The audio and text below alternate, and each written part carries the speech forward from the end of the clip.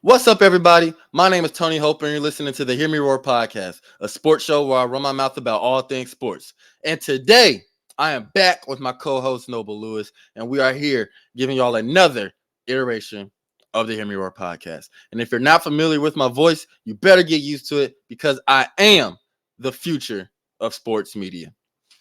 We are back. I missed last week's episode because I lost my voice. They tried to poison me with the Michael Jordan Game 6 flu game. Man, they tried to do it to me again. I was sick at the beginning of the year because of New Year's, and then they tried to do it to me again on one of the most pivotal weeks of my life. We'll get into why that is shortly. But yeah, I was sick and I lost my voice. So last week, Thursday episode, we weren't going to be able to do that. I wasn't going to be in here talking with the Doc Rivers voice. That ain't me. So we're back though. We're back to the episode regular schedule programming. We're going to be talking about the NBA Western Conference and the just state of flux that it seems to be in right now with the just it's really like 3.5 games separating the first seed from like the seventh. So it's going to be forever changing until we get to the end of the season and everything is locked up. Tiebreakers are going to be in place. Matchups and teams trying to win as much as they can or losing certain games so they can get more favorable matchups. We'll be talking about that. UFC Mexico, first time being in Mexico City since 2019. It was last Saturday, headlined by Brandon Moreno versus Brandon Royval. We're going to talk about that as well. We can get into the reason why last week and this week are some of the biggest weeks of my life. I will be returning back to the cage this Friday, March 1st, live at the Battery against Kamren Burton in the trilogy fight. 1, 2, 3. This is the third and final time I'll be fighting this man. I promise you that, and I'll tell you why that will be. And then finally, black people, we gotta do better. Why are we jumping Cam Newton at a 7-on-7 event? What are we doing? We're gonna talk about that, and of course, who that is. You already know. So this is Hear Me Roar, episode 45, I believe. We're going to get into it. But before we do so, you already know the deal. Like, comment, subscribe on YouTube. Rate us on Spotify. Rate us on Apple. Share it to all your people. We appreciate everything that all the support. We appreciate all the listens, all the clicks, all the views, everything. Let us know what y'all like to see so we can provide more of that. Now, Noble, before we get into the topics of today, let's just take a quick trip around the sporting world. The NFL Combine is coming up. A lot of questions around who's going to be taking who with the top picks in the draft. The Chicago Bears had the number 1 pick. They acquired that from the Panthers in that trade last summer, or last offseason. Talks about Justin Fields possibly getting traded. They're going to want to get Caleb Williams, but then there's also speculation that they might keep it and draft another position. And then there's speculation about what do they want to trade the number 1 pick and move that? Man, it's all over the place, man. It is, but the Bears need whatever they do. I mean, I don't really see them failing because you can't strike out with that number 1 pick with the amount of prospects that are up there. You can't strike out whether you take Marvin Harrison, whether you take Caleb Williams, whether you keep Justin Fields, trade a little bit down and get, another star for him to develop with. Can't really go wrong with it. I really hope they trade Justin Fields. The Atlanta Falcons are still up there as far as the top places for him to be shipped off to. I really hope so, man. Speaking of which, your boy Raheem, man, he already making waves, man. On his presser today, he was like, "What do you say?" I missed it. Oh, he said, if the Falcons had better quarterback play, he probably wouldn't have that job right now. So, well, I mean, you guys are clearly, we're being real. Yeah, you guys are clearly in the hunt for a quarterback right now. Yeah, I'm glad he made that clear. Everybody. I need to go back and watch that because today is everybody, all the GMs are all the new coaches and stuff are at the combine getting interviewed and stuff. Yeah, I need to go check that out. But they're absolutely right. If there was better quarterback play, even just slightly, Arthur Smith would still have a job because we'd be in the playoffs. You know what I'm saying? Like, it's just crazy how that works.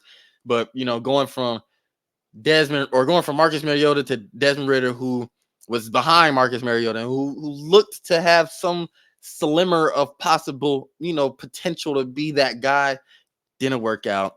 Raheem more is 100% right in that. So I'm glad that he's making that, clear. We need a quarterback. We would be such in a better place if we had just a, a A reasonable what I'm saying, a starter. starter caliber quarterback. You know what I'm saying? I was struggling to get it out. But still sticking with football. The Chiefs, we talked about all their free agents that they had that they're going to have to address. Chris Jones, came out instead. That is their number one priority. And we talked about it that L'Jarius Sneed is also a free agent. That's probably their second biggest priority to re-sign. They plan on franchise tagging them. And came out and said that they plan on franchise tagging L'Jarius Sneed, and they both would agree to a trade if a long-term deal couldn't be issued. So we're possibly looking at L'Jarius Sneed being shipped off and one of the premier DBs in the league going to a new home. That'd be a pretty big loss for the Chiefs. They have a knack for developing talent, especially on the defensive side of the ball, but that'd still be a very big loss. Yeah, they definitely. Depending on what they would get in return, of course, in the trade. I mean, regardless, you're losing a top 5 cornerback in football. Right. Anytime you're losing a top talent at any position, it's hard to bounce. It's hard to recover from that. So, like you said, we'll have to see what they get from the trade. Most likely, they will not have the leverage in the trade because L'Jarius Sneed probably isn't going to want to play on this franchise tag. It just all comes down to the politics of the situation. But we'll have to see how that plays out, of course. Yes, we will. Sticking in the NFL some more. We got a big pool of free agents coming up.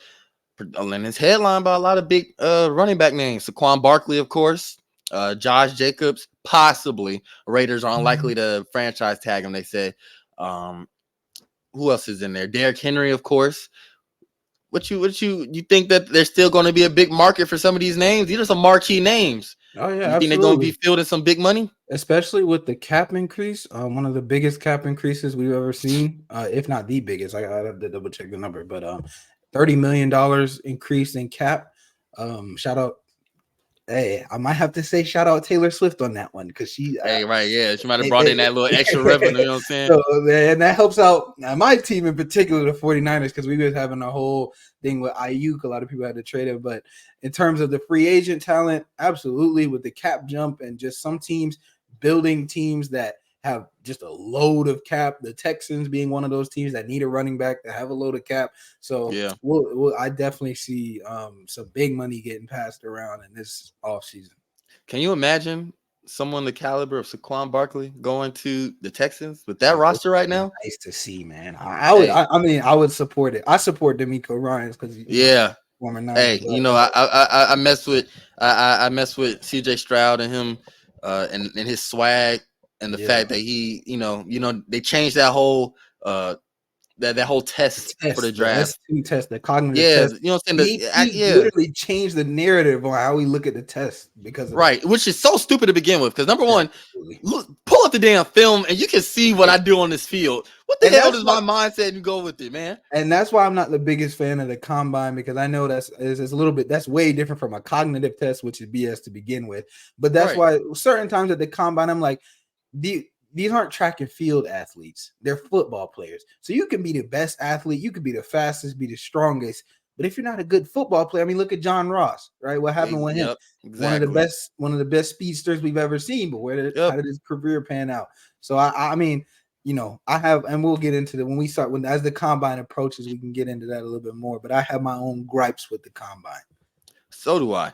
I think that it can be kind of a just surface level assessment of players. Now it can be beneficial, of course it is. Just being able to kind of see these prospects more up close with these drills, but nothing's going to beat in-game action. And if you look, you can kind of tell mechanically in game. I don't need to sit up here and look at you run a 40-yard dash and say, oh yeah, that's my new wide receiver. Because what wide receiver is running from a 3-point stance. You're never gonna run from that. Like I don't. You know what I'm saying? Like that.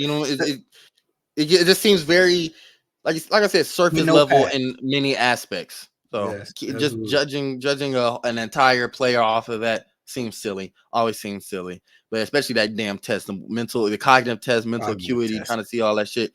No, bro, because it's what I'm saying. Let me pull up this damn tape and look at what I just did to these boys in the playoffs, and you'll see. But yeah, with that, it's a quick trip around the sports world.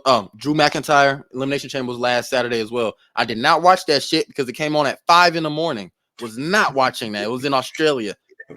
Come on now, let's be real. But yeah, it's I'm a privileged American.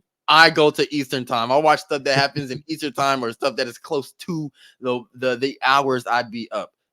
I'm not up at 5 a.m. But Drew McIntyre won the Elimination Chamber, and he's going on to face Seth Rollins at WrestleMania. Of course, we have Cody Rhodes versus Roman Reigns solidified. Rhea Ripley, she retained her women's championship against Nia Jax. It was a pretty good match. I did go back and watch some of it. And yeah, so we're getting closer and closer to WrestleMania, less than 40 days away. We're getting there, and we're going to be here to talk about it. With that being said, let's get into the first segment of our show, or the first real official topic of our show, the NBA Western Conference. Are any games on currently? I think the Thunder is on right now. Yeah, the Rockets playing the Thunder. Thunder are winning 75-70, and the Heat playing the Trailblazers. Earlier tonight, Timberwolves beat the Spurs. Hey, Wemby is a goddamn beast. That boy is it's looking bad. I ain't gonna lie to you. It's looking dangerous. Like he's looking like he's going to a generation. I mean, the talent that we all knew he would be, and he's still on a minutes restriction, and he still has no real help out there. It's gonna be scary, man, especially defensively. As much of an offensive talent as he is, and he's still amazing offensively. You could put him in defensive player of the year conversations this year. Oh yeah, easy. And you have to think this is the worst he's ever going to be. When they get better perimeter defenders and things of that sort, it's only going to make his job easier. And then they're talking about Adam Silver today. They said that they're looking into adjusting defensive rules. Yeah, the competitive committee, the competition committee. Yeah. They said the offense might be a little too high, and so they're looking at adjusting some defensive rules. Many people are speculating that it's going to be removal of the defensive 3-second violation. I'd agree with that. Imagine Wemby with no defensive 3 seconds. This 7'4" man just chilling in the paint. So it's going to get really, really. He's special, man. He's special. I'd be on board with that. I'd be on board with the moving that because hand checking, that's not going to make it better. They're just going to, these offensive players are too smart now. They're going to be even just more able to get to the free throw line. Can you imagine Luka Doncic playing against a man who is checking him, that big physical guy? Like Harden, they're going to get so many fouls. Way more fouls. Yeah, all of them that are great at drawing fouls with their body. Even Bron. Look at trying to hand check LeBron. And plus, these guys are too physical. They're too big. You're not gonna be able to put your hand on your hip. Like these guys, come on now. You're not gonna just be able to put your hand on your hip and kind of move them around. These guys are humongous men. Giannis or Jokic with one hand, or even point Zion. Zion Williams has been playing the point position a lot lately, and they're having a lot of success. By the way, doing it very well. Can you imagine trying to hand check him? That behemoth. Come on now, be so real. That's not gonna work. The defensive removing the defensive 3 seconds in a key violation, I believe, would kind of encourage, or it will dissuade some of the offensive explosions that we see. We'll see the defensive player get a little bit more advantage because, yeah, you're right. When you have a defensive-minded player like Rudy Gobert, if you have a big man center who is also very good defensively like Wemby, or like Chet Holmgren as well. Having them be able to kind of not have to rotate as far out. The floor spacing might not be as prevalent. I think that would be very advantageous. Absolutely. I'm with that.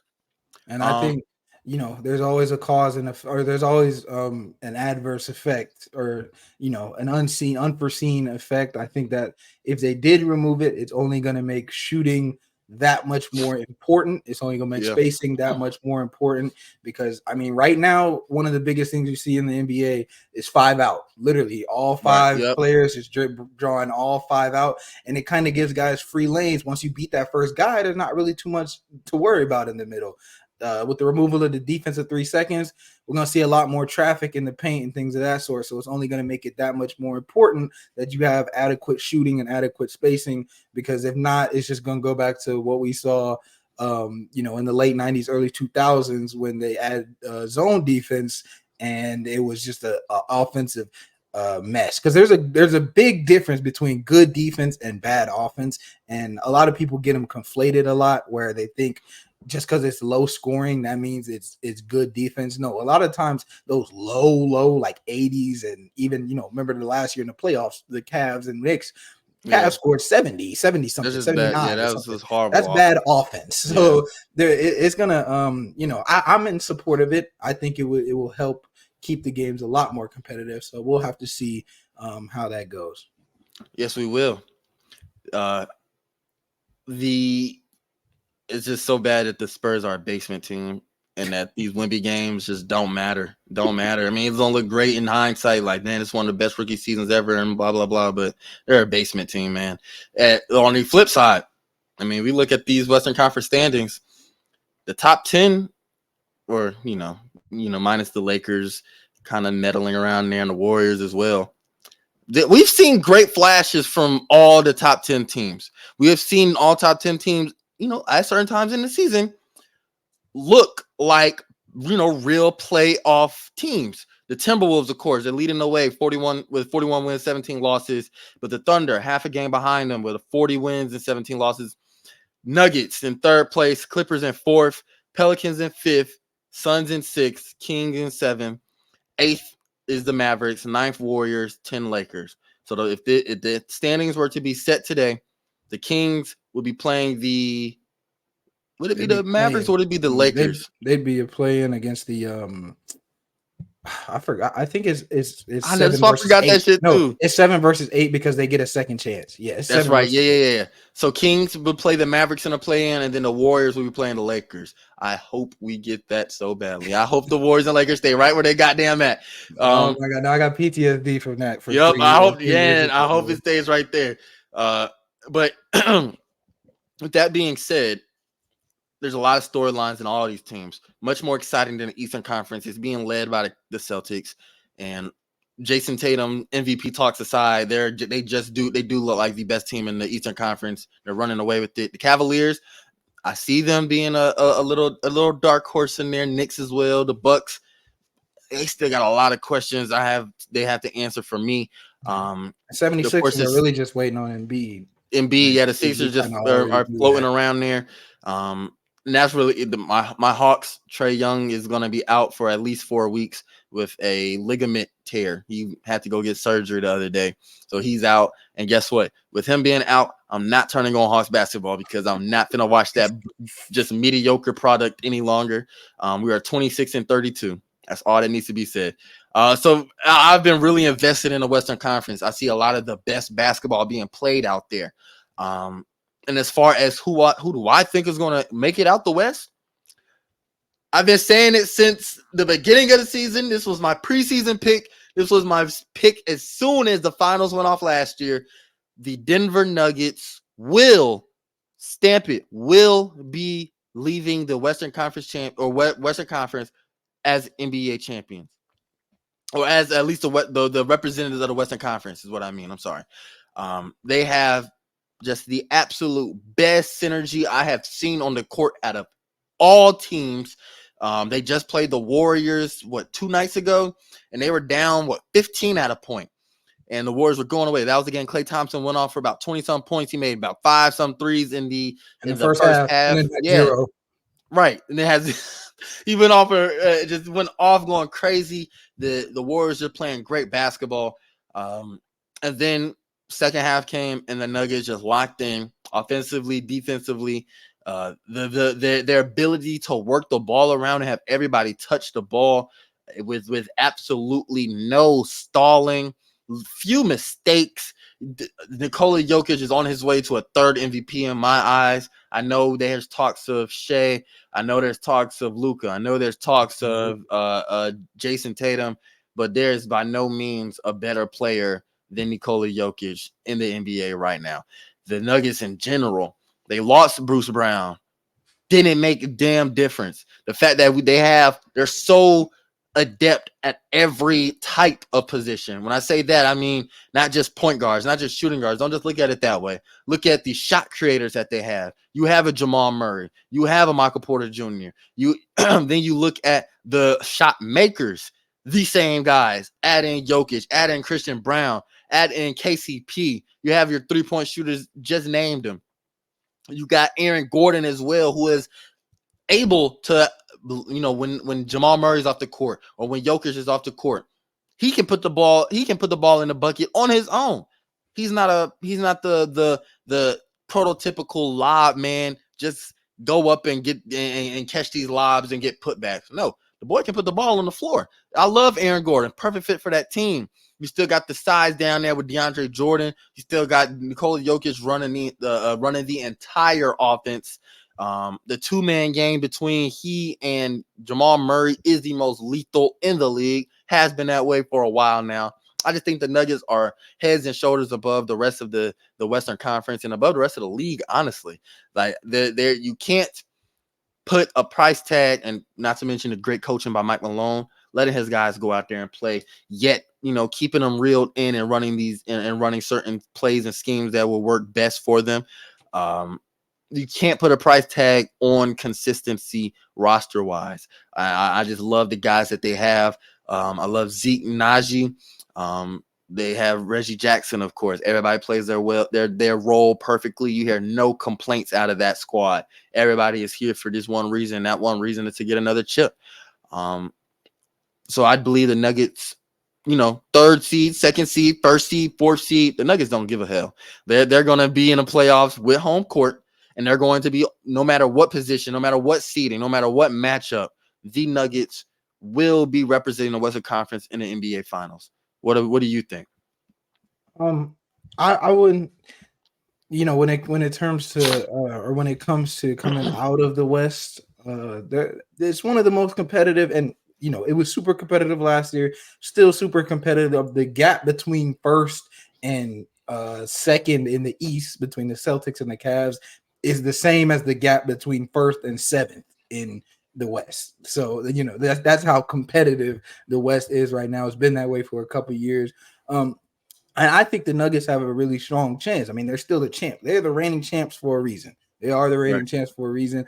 But we saw some flashes from a couple teams last year, particularly in the first round. The Timberwolves, they weren't able to quite get it clicking last year, but I think this year, especially with Rudy Gobert's emergence of his fit with the team, I think the Timberwolves this year have a really strong chance. They are sitting at the 1 seed right now. They've been really consistent all year. Defensively, they look like and are statistically the best defensive team in the league. They have the best defensive rating in the league. And then when you just think of Rudy Gobert being the elite defender, he is in contention for his 4th defensive player of the year. Ant being a solid defender.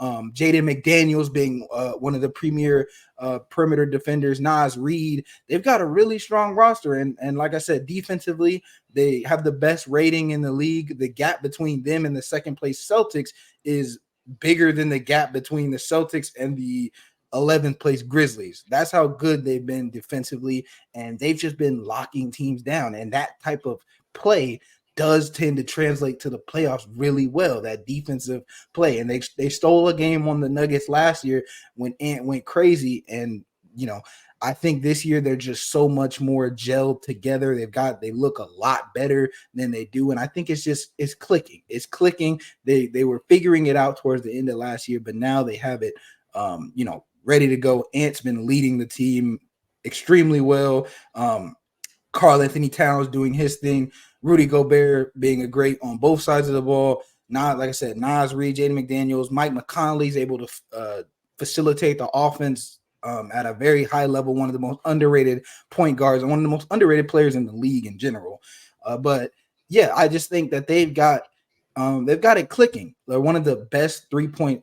They don't attempt that many threes. They're 24th in the league in attempted threes, but they are 3rd in the league in percentage. So when they do shoot the 3, they tend to make it. We'll have to see how that translates to the playoffs, because 3-point shooting, it's a 3-point league now. You have to be able to shoot.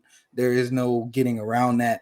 But because of their defensive prowess, and like I said, when they take the shots, they do have a tendency to make the shots. So I think that'll translate really well to the playoffs. My only hope my only downside as far as the playoffs come is that they don't have a lot of experience on that roster. That is one thing that I can say that, they haven't, none of those players. I mean, how deep did the Jazz get second round? I think Rudy Gobert, that's the deepest he's been. He's probably the deepest anyone's been on that team. So when it comes to playoff basketball, all they have really is last year and a couple years with Cat. But their playoff experience, we'll have to see how that ends up showing up in the playoffs. But as far as the regular season goes, I think it is really close. They're only a half a game. Like you said, they're only a half a game up. But I think they'll be able to hold on to that number 1 seed. We'll have to see how it all plays out. I see why you would pick the Timberwolves. I see that. I'm a biggest fan of Anthony Edwards, you know what I'm saying, straight from Oakland City. So he's an A-town native. He's going to have my support for his entire career. One day I'm going to get him on the show, do some things with him. I love the fact that I love Jaden McDaniels. I like Nasri. Of course, Karl Anthony Towns. He is – we said – in the past, we said, can he be the number 1? Is he the guy? He's always been a great player since his rookie year. He consistently has gotten better. However, it was always, is he good enough to be the number 1? Can he get the Timberwolves anywhere? The only time they had any real success before Anthony Edwards was when Jimmy Butler was on the squad. Then, when Jimmy Butler left and all the stories came out about them being soft and undisciplined in practice, more questions arose. Then when they got Rudy Gobert last year, it was just like, why the hell did that happen? It started off really rough. But now things are starting to fall into place here. And the Timberwolves are back in the number 1 seed, something that we haven't really seen since Kevin Garnett in 2004. Like, that is crazy. So it's a very unusual sight. I like it though. I like it for NBA, the parity wise and everything. It's about time that we don't have just mass. It's been like that really since 2021. But it's about time that massive markets aren't the only familiar faces up at the top. So I like it for that reason. However, I still have a couple questions for the Timberwolves. Mainly closing out games. They haven't been the best at closing out games. They beat the Spurs. They really cruised to a victory against the Spurs last night, or rather tonight. But before then, they only won by like 1 point against clearly one of the worst teams in the league. Before then, they were like around, I can't remember when, I think it was before All-Star break. They were like 11-9 in clutch games. You know what I'm saying? Where it came down to clutch time. So it's something that needs to be looked into a little bit further, as far as especially when they play really great teams like the Nuggets, like the Clippers, like the Suns, and these other opponents. In the playoffs last year, they did choke like twice in a row. Yeah, so I believe so. I think 2 years ago they did that. So it's something that has to be addressed. Like, these players are gonna have to lock in when it matters most. You can lead the entire race, but if you don't finish first, then all that other shit don't matter. Sometimes you can kind of see Anthony Edwards try to do too much, if that makes sense. Where when he's making them shots, when he's taking over, it looks amazing. It looks beautiful. MJ's son, right? But when it's not, it can look pretty bad. It's like, okay, try to move the ball around a little bit more, get these other guys involved. Your offense is predicated on rhythm, moving the ball around, finding an open man, making easy passes, making the open passes. Sometimes I watch these Timberwolves games and I look and say, who is the number 1? Sometimes it's Cat, sometimes it's Ant-Man. It's a question to be asked. Does that matter in the playoffs? Do you need a consensus number 1? I believe so, because, for example, the Nuggets, you put the ball's gonna be in Jokic's hands, right? Jamal Murray is very adept at taking over, especially in the playoffs. But the ball's gonna be in Jokic's hands to start off. He is their number 1. A big question with the Bucks is that everybody wants Giannis to be that man, be that guy. But he's gone out and said, look, he personally is gonna put the ball in Dame's hands. You know what I'm saying? He wants Dame to be that guy. It's something that it has been a question for all of these, for certain teams. First year of the big three Heat, LeBron was still trying to concede to Wade. He was passing the ball up to Wade in those clutch situations and letting him, let it be his team. Until Wade told him after that during the offseason, like, bro, nigga, this is your shit.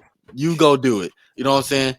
So that's something that I want to look. I want to see in the Timberwolves. I do think that they're capable of making it far, but when they go against them Nuggets, because I do see them meeting, depending on the matchups and where the seeding is in the second or third round. If it comes down to that, I think that it's going to be too advantageous for the Nuggets, like even just matchup wise. Look, Jokic, he is cooking Cat or Gobert down low. Number one, he's gonna lure him out to the perimeter. He's gonna make some shake, right? Defensively, put KCP on Anthony Edwards. Of course, you're not gonna stop him. Of course not. But if you look at the Warriors game, Nuggets versus Warriors, KCP had some very great minutes against Curry defensively. We don't look at KCP as a defensive maestro, but he plays Curry very well. And it's been like that every time they've matched up. They always put KCP on Curry. That is their, on guards. KCP is going to be the main matchup.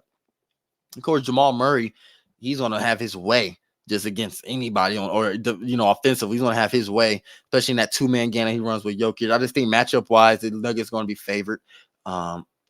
However, the Timberwolves are definitely not a team to slouch on. I just think the Nuggets are just – it's one of those things where it's like the Nuggets are just so good, and I back them so fervently. They're all the way up here, and their next competition is probably like right around here, just from on-court play. That's how I have it. I always have it ranked as far as like on-court play. What I see, I love watching the Nuggets play. I love how fluid and how calm and composed they always stay. Like I said, they were down 15 to a Warriors team that has been clicking recently.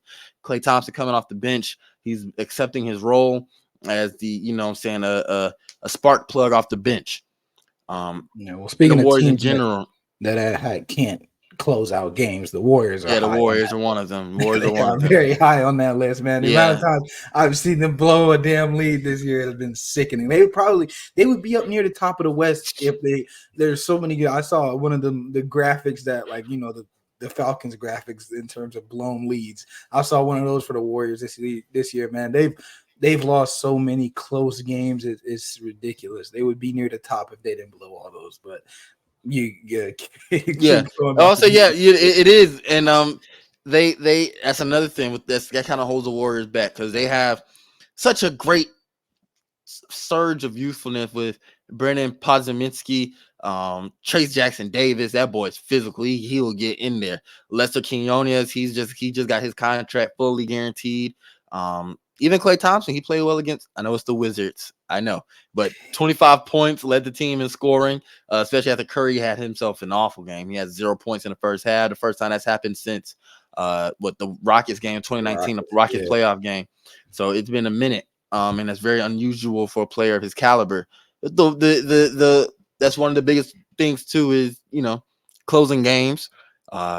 You can't afford to. You're especially in the position that you're in. You're 30-27, and you're in the 9th seed. You can't afford to lose games that you should win. So, analytically, like you look at it and like, oh shit, you're up 15 plus at the end of the first half, and you're playing well. Yes, in my eyes, if you're not up 25 points, any game is the game, but it's you're double digits. You gotta close it, man. You got to close it. I mean, 15 points. What would that be in NFL? That's probably an NFL equivalent of like 2 touchdowns. Right, 2 touchdowns. And with about half, you're in the middle of the third quarter, up 2 touchdowns. You're almost home. Right, you're almost there. That's the equivalent that I'd compare it to. But you say the Timberwolves, I say the Nuggets. Who's your dark horse in the Western Conference? My dark horse, and honestly, a team that I'm rooting for outside of my team is the Los Angeles Clippers. They just got a huge rebrand, new logo, fresh new, you know what I'm saying? How the hell are you going to root for them and y'all are in the same state? It's not, man, I'm not rooting for the Clippers. I'm rooting for the players on the Clippers because I want to see PG, Harden, and Russ and them get a ring. So I don't root for the Clippers. I'm rooting for the players on the Clippers.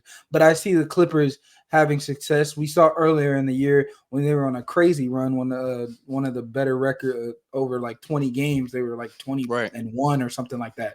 But yeah, they've been really solid. I mean, we all know about the star power that they have. PG, Kawhi Leonard, James Harden. I think it's just been such a great fit for them. They gelled so well. I think, you can have all the stars you want, but if they don't fit together, it doesn't mean anything. This team fits together really well. Perimeter defense, they've got Harden and PG. I'm sorry, not Harden. Kawhi and PG out on the perimeter. Russell Westbrook has been doing a great job coming off the bench. James Harden has been able to, doesn't have to focus on scoring as much. That's been one of the bigger things. And that was one of the things with the 76ers was like, James Harden shouldn't have to drop 40 a night when you have Embiid. And, he dropped that 40 piece against the Celtics, but they still end up losing because he didn't have to, they put him in such a scorer's role. Now he can play, a couple of days ago, he hit the game winner. He didn't have a single, that was his first made field goal. He didn't score a point until the fourth quarter. That I don't know if there's any point in his career where he's been able to do that and they can still win the game. So I just think that team is gelling together so well right now. And he's invested in it too. He's invested. Yeah, he understands his role as far as like, I might not be taking 30 shots a game and getting to the line 25 times, but dude, this offense still goes through me. Like I'm still the maestro of this offense. Exactly. And they're one of the best shooting teams in the league. They're sitting second in 3-point percentage. And I think they have and Zubac is really good, but I do think they have a couple questions with their specifically interior defense. Their perimeter defense is solid, but I think down around the rim it gets Zubac. You can use him and he's solid, but against the better centers in the league, the better fives in the league, against the Jokic's, I don't see him matching up well against players like him and of his caliber. So I think if they're able to figure a couple things out with that, I can fully see them coming out. And I just, talking about guys that have been there, they haven't, Kawhi's obviously been able to do his thing in the finals. We always remember the 2019 run and how he carried that Raptors team. He's been to the finals multiple times, won multiple finals. PG has made a couple playoff runs. Harden obviously has been to the Western Conference Final, went to Game 7 against the Avengers Warriors. So, you got a couple guys that have been there before. So playoff experience is no question. And I just think regardless of where they finish in the seeding, they still have a really good shot. They match up really well against a lot of teams in the West, especially, right now they sit at number 4. So they'd have to go up against the Pelicans at number 5. I think that's a good matchup for them. I like the Clippers a lot. Number one main reason is firstly Kawhi is healthy, right? Paul George, everyone's healthy. Everyone's healthy. He missed who did they play? They played the Kings. He missed that game, right? But that was only like his 4th or 5th game missed. So that's just an incredible pace. Kawhi Leonard made it. I mean, it wasn't a joke to him, but it was funny. He said, what's like the key to his play this year? He was asked that, and he was like, me not tearing my meniscus and me not tearing my ACL. And it's like, I know he was being dead serious, but it's funny because it's not lying. Like we kind of forgot because the whole load management thing and the injuries, and he's not able to stay on the court. We kind of forgot that Kawhi Leonard, he was the number one guy on that Raptors team that led him to the NBA title. He is capable of he is still a top tier. We look at the talent around the league, and it's the most talented it's ever been, and it's only going to continue to grow. That it's that echelon of just, that's just elite. You got Curry, you got LeBron, you got KD, you got Giannis, you got Jokic, you got Embiid, you got Luka, then you got Kawhi, right? Like maybe the top 10 players in the league, Kawhi is up there. And the fact that he's able to stay on the court and play fully on defense, play fully on offense. He knows his spots on the court. He gets to it. He knows when to concede and pass up, look for a better look. And then you got Paul George, who needs no explanation on how great his play is. One of the better corner shooters in the league. You give him the ball in his hands behind the 3-point line, the man is most likely knocking it down. I like that he has been able to kind of shake off that playoff P nonsense that was surrounding his name a few years ago. Like, no, let's not forget too that this man is a bona fide star. James Harden, it started off shaky when his arrival. I was questionable about how he would fit to that team. Now you look at the way they play, right? I want to mind you, I'm not going to give you a single stat. Just watch the way that they play, and you can see how James Harden always looks for the open man. He knows when to flip the switch and go aggressive and look for that step back three. And if he knows he got somebody who isn't a good defender, he's going to get to the rim. He's going to draw that contact. He's a big guy. He's physical. When he gets to the rim, you're not just going to physically move him out the way. You're going to foul him. That's the only way you're going to stop him when he gets that head of steam and how slick he is. He's taking lesser threes. Yeah, I'm saying he's taking lesser 3-point attempts. He's taking lesser shots in general. However, his percentages are way up for his entire than it's been for his entire career. So it's not that he's taking more shots than missing, nor is he taking less shots because he isn't making them. The man is he's no longer a volume shooter in this role with the Clippers.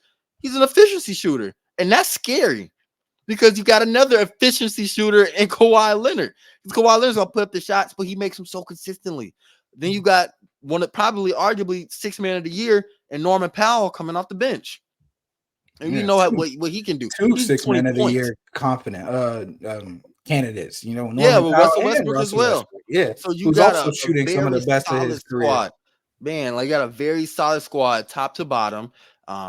You have the players to rotate in and out as far as minutes are concerned, like Daniel Tyus, Terrence Mann is starting. You got he's just defensive. He's gonna get up in your goddamn face and it's gonna make it very uncomfortable for you. You got, I don't want to say Nicholas Batum, but I'm gonna say Nicholas Batum, but you know what I'm saying, to a lesser extent. PJ Tucker, if injuries are like when Paul George is out, PJ Tucker stepped up. Batum ain't even there anymore. I forget he got traded to Philly. Oh yeah, absolutely. So never mind. So it's a squad that is arguably the biggest dark horse, and maybe not even a dark horse, but a favorite. I'm not gonna pick him over the Nuggets. Would I pick him over the Timbs? Maybe that would be a really good matchup to see. That would be a really good matchup to see. But my dark horse is the Oklahoma City Thunder. Look, Shai Gilgeous-Alexander. He played for the Clippers formerly. Got drafted there, 13th pick, I believe, either 11th, 12th or 13th pick, one of those in the lottery. Just he was raw coming into the league. Just look at his size, and he's a guard position. He's developed into one of the more high IQ guards in the league. When I say that, I mean we don't see this man take a bad shot.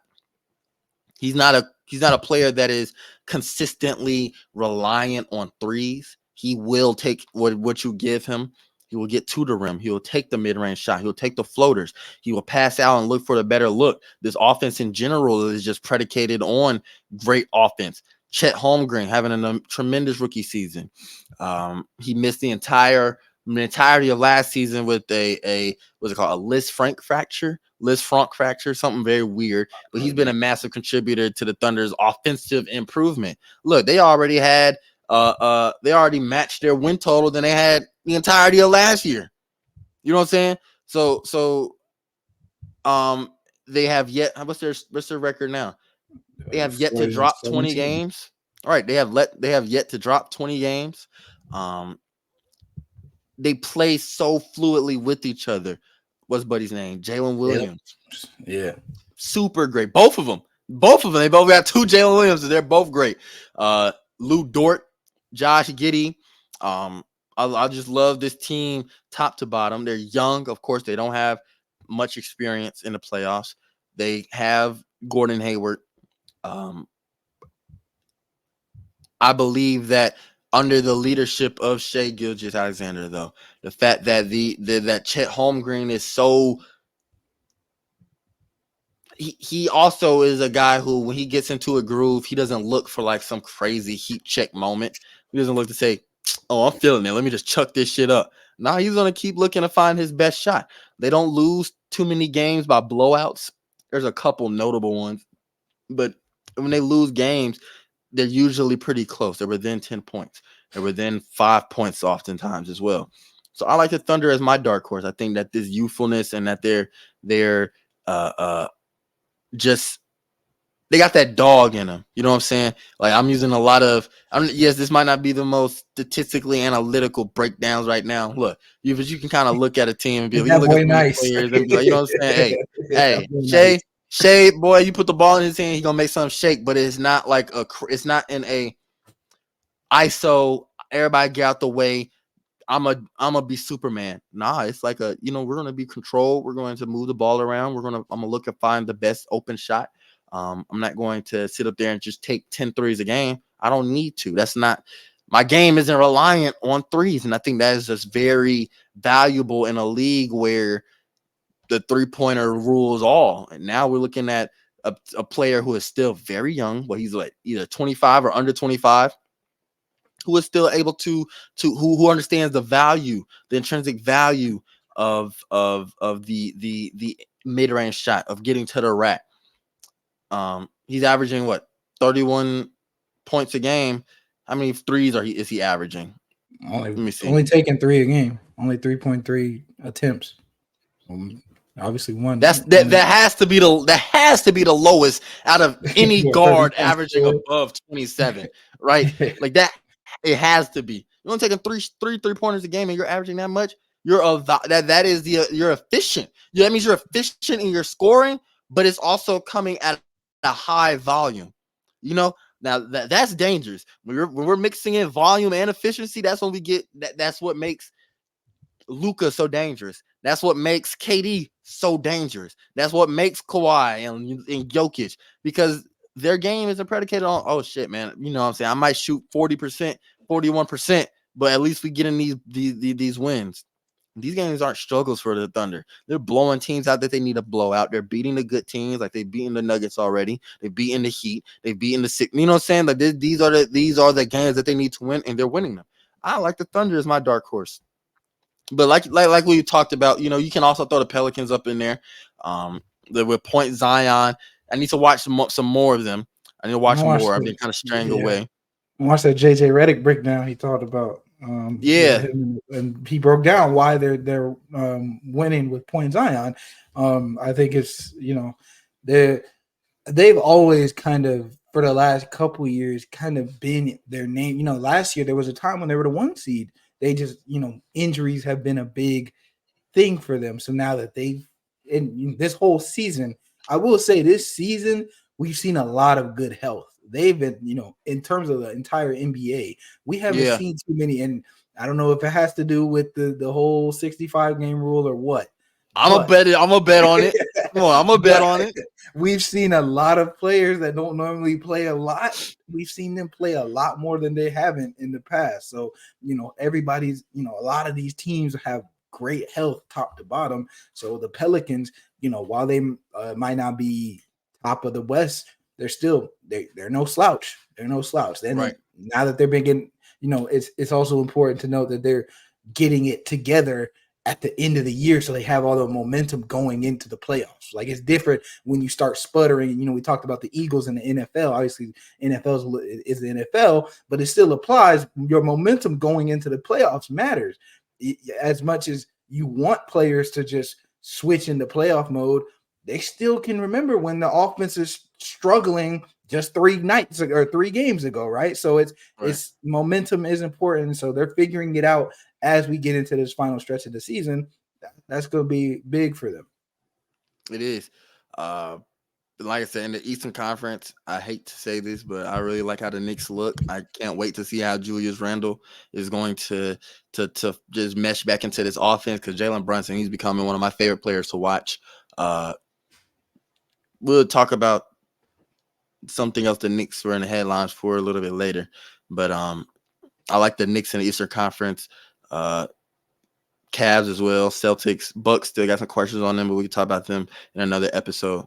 But yeah, man, nothing's comparing to this Western Conference right now. Nothing's comparing to this Western Conference. It's just too deep. It's it's We very mentioned stacked. the 1 Sun. through We didn't even 10. mention the Suns. We Right, didn't I was mention saying the the Suns, Kings. Like, like the 1 through 10, like you can see all these guys getting wins in the playoffs, like genuinely. Um, but yeah, that's that. You hear the picks here. I'm sure they're varied to change. As we get closer and closer to the playoffs, we only got just under 20 some games, or not just under, but a little over 20 some games left. We almost at the finish line, baby. And this NBA season's been flying by. I've enjoyed watching it, especially with, like you said, the health hasn't been a concern. It hasn't been something where it's like, damn, we're seeing so many players get hurt. We're missing out on a lot of good matchups in basketball. Nah, bro, we're going to go into the playoffs and we're going to see who the best team is. We're going to see. We're going to see how the Clippers look fully healthy. We're going to see how the Suns look fully healthy. Hopefully, we're going to see, you know what I'm saying? We're going to see these squads and how they match up. And B's going to be coming back by then too. We're going to see. And this is what basketball is when it's at its best, is when we get to see in a 7-game series, everybody's completely healthy or mostly healthy. Everybody's mostly healthy. as it gets, yeah. You know what I'm saying? Yeah, we're gonna see how much better than you are, how much better you are than me.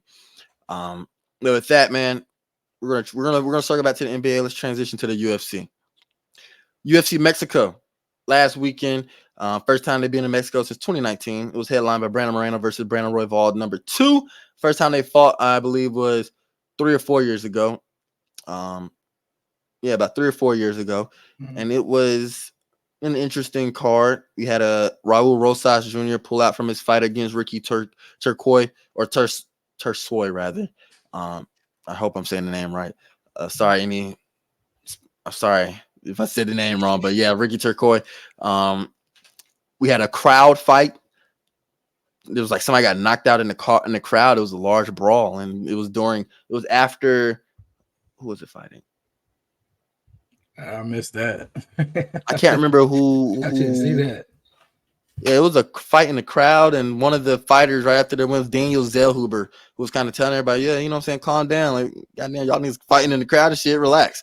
Brandon Royval, he beat Brandon Moreno by decision, split decision, 48-47, 2 48-47s, and then a 46-49 for Moreno. I didn't understand that one at all. I'm gonna be I don't know how that was. 49-46 for Moreno. That was very interesting. We can talk about that in a minute. Brian Ortega, he's back in the win column, beating Yair Rodriguez by submission via arm triangle choke in the 3rd round. Daniel Zellhuber defeats Francisco Prado via unanimous decision. I really enjoy that fight because Zellhuber, being the longer, taller, bigger fighter, he used his range perfectly. And I love seeing that as a fighter who is normally taller, longer, bigger than his opponents in the division, or in my division. So yeah, I enjoyed that. It was a pretty good card. The next big name card is not until UFC 300, which is March 9th. Headlined by, no, not UFC 300. I'm sorry, UFC 299, headlined by Sean O'Malley versus Chito Vera. Excited for that too. And also Daniel Poirier versus Benoit Saint Denis. So we'll talk about that as we get closer. But let's get into the UFC Fight Night Mexico card. Brandon Royval, he beat Brandon Moreno. Started off very slow for Royval. Took him a while to kind of get going. However, he picked up a great win against Moreno. I look forward, and at this point, he's going to be fighting Alexander Pantoja again. Volume is what I believe got the job done for Royval. Volume. He was throwing punches in bunches, and while Moreno might have taken him down at times and was able to maintain control, he would slow down often, and he wouldn't throw as much. You could tell that he kind of gassed out, kind of got tired. And while Royval, dude, he was warrior spirit. He damn pushed through it. Throwing, man. He was throwing. Yeah. Yep. Look at the strikes. He 177 total strikes, only hit on 32%. But like you said, volume. Moreno was much more accurate, and you could see, especially earlier in the fight, when those bigger hits were landing. That's why when Royval wasn't able to get him connected, but he just kind of kept chugging, and eventually, as Moreno got more tired, them hits were starting to slip through. Those hits were, as the rounds, as the guard gets a little bit lower, those hits were starting to slip through, and he was just throwing him like every single round, especially in that 5th round when it was pretty much 2-2 from most people. Like, so I don't know how that one guy got 49-46, but that it really kind of came down to that 5th round. Whoever won this round would win the fight. And Yeah.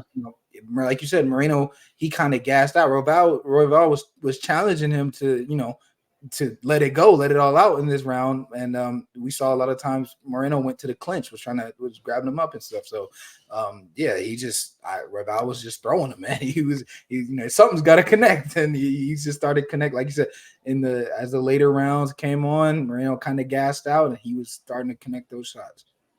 It was. I think that. I mean, now, like I said, he has to fight Alexander Pantoja because, I mean, who's up next in this flyweight division? Kai France lost to Brandon Moreno. What's buddy's name? Manel Cape or Cape or Cop. He was supposed to fight recently, but I believe he either got sick or missed weight, something of the sort. And his fight fell through. So nobody's really challenging Alexander Pantoja. So maybe it's about 9 weeks until UFC 301. Pantoja wants to get on that card. He's Brazilian. He wants to get on that card. Perhaps we could see Royval versus Pantoja again. He did lose very convincingly in their first title fight. Or not, I'm sorry, it wasn't a title fight, but when he beat him very convincingly at UFC 296. However, it's like we got to run it back. You know what I'm saying? Like this will be the 3rd time they fought, I believe. I don't know if Royval would finally beat Pantoja. Honestly, the Alexander Pantoja, he's too crisp, too skilled, and we already seen this matchup go out. You know what I'm saying? We already seen how this matchup turned out the first 2 times. It wasn't really close to say. Yeah, this was all Alexander this fight Pantoja. against Moreno didn't really convince me that he was like championship material. Yeah, exactly. Like, he of course he did a great job pulling out the win, fighting through in the later rounds, but especially with how slow he came out, it's just like, I don't know. And that 5th round, it could have gone a different way very easily. So he didn't convince me, honestly, that he's ready for Pantoja. But like you said, who else really gets a shot? Exactly. So we'll see. I mean, I think what's his name? Mohammed Mokalev. Man, I gotta get these names. Mokayev, sorry, not Mokalev. Mokayev. He's fighting who is he fighting? He's fighting next Alex Perez this Saturday on the UFC Fight Night card. So perhaps if we see a really dominant performance, I don't know, we might be able to see, just to get a breath of fresh air. UFC might say, all right, you already lost to this man twice very convincingly. Let's move this man up. So that's that. Yair Rodriguez lost to Brian Ortega in the 3rd round via submission, and it was a fight that Yair was winning, pretty handedly in the 1st round. He had this man. I was leaning 10-8 almost in that first round. I wouldn't have been mad if he had the 10-8 in the 1st round because he was beating him that much. Yeah, he had him shook. But Brian Ortega, he stayed on his rock. He didn't get too flustered. He didn't get overwhelmed. Came out in the 2nd, won that round. And then in the 3rd, we just see we saw the just super glaring hole in Yair's game, and that's grappling. It's not the first time we've seen this. And it isn't. That's why he lost to Volkanovski in his bid to become unanimous or undisputed champ. It's something that you have to master. You have to, because while T City isn't no slouch with his hands, no, by no means, he has some great boxing, but he is first. His nickname is T City for a reason. The man can throw a triangle from anywhere. So it's and that's exactly what he submitted Yair Rodriguez with. And if you looked at it, it was locked in and it wasn't going nowhere. I